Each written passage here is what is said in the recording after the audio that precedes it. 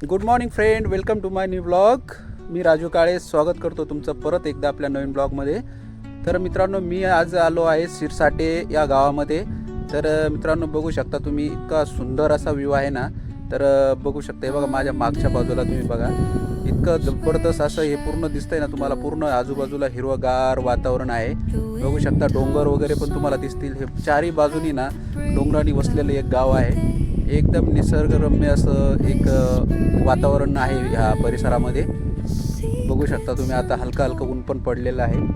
Continue पाऊस हा सुरू होता गेली अनेक दिवसापासून या परिसरामध्ये, पण आज थोडंसं उघड दिलेलं आहे.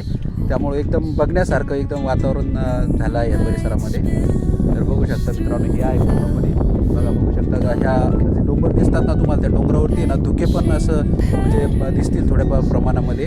आणि ढग पण तुम्हाला तिथे असं वाटतंय की त्या डोंगरावरती ढग वगैरे आहेत असे टेकलेले आहेत. इतकं जबरदस्त असं दृश्य आहे हे बघा. बघू शकता मागच्या बाजूला आपली इथे गाडी लावलेली आहे मी, आणि आता माझं मार्केटिंगसाठी इथे आलो आहे मी.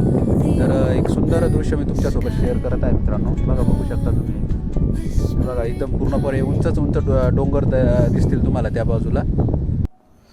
इथले वातावरण आहे ना मित्रांनो, इतकं फ्रेश आणि अप्रतिम झालं आहे ना, तर शब्दात सांगणं खूप कठीण आहे. कुशेगावची ही शांतता आणि निसर्गाचं हे रूप मनाला वेगळी शांतता देऊन जातं मित्रांनो.